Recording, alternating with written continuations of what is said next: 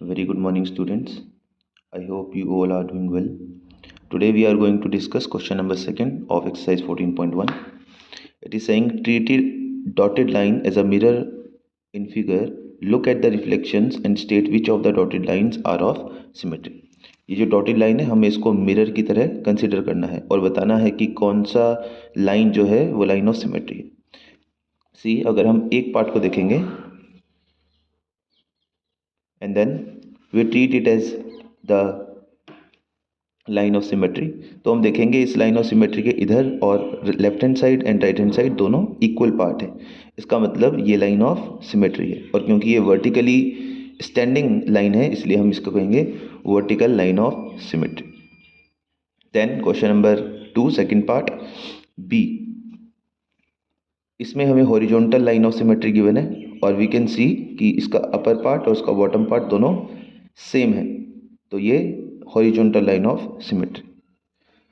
In this case question number second C part, हमें एक line given है और हम देख रहे हैं उसके इधर और उसके सेकंड अदर पार्ट दोनों इक्वल नहीं है. ये तो इक्वल है लेकिन ये इक्वल नहीं है, इसलिए ये लाइन ऑफ सिमेट्री नहीं होगी. Now question number 3, state the number of lines of symmetry of the following figures. हमें कुछ फिगर्स बनानी है और उनकी लाइंस ऑफ सिमेट्री बनानी है. ये ऑलरेडी हमने टेबल ड्रॉ कर ली है, जो टेबल मैंने आपको नोटबुक में ड्रॉ करने के लिए कहा है उसी में से हम ड्रॉ करेंगे. Number 1 isosceles triangle. तो सबसे पहले हम ड्रॉ करेंगे एक isosceles triangle.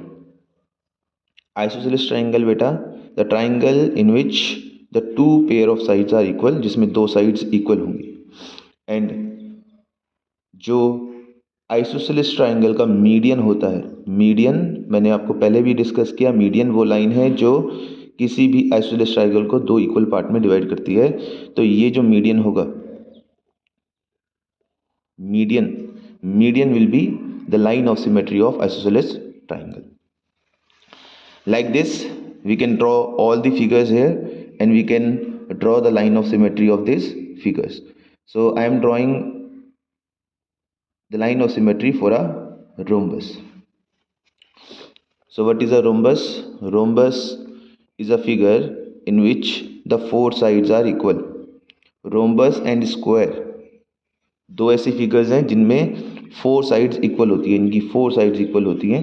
But there is a difference between a rhombus and a square. एक स्क्वायर जो होता है उसको हम ऐसे ड्रॉ करते हैं और एक स्क्वायर में फोर साइड्स इक्वल होती हैं, साथ ही साथ इसमें 90 डिग्री का एंगल होता है और इसके जो डायगोनल्स होते हैं, डायगोनल्स आर इक्वल.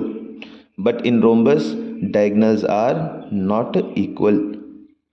ये D1 होता है और ये D2. So we have to draw the line of symmetry of this rhombus. So what we will do is we will draw a rhombus first. हम एक rhombus को draw करेंगे और अब हम इसके line of symmetry बनाएंगे diagonally. So this is first line of symmetry, vertical line of symmetry, and the other is this, the horizontal line of symmetry. Like this you can solve all the questions, all the remaining figures by making their line of symmetry. Thank you class and have a nice day.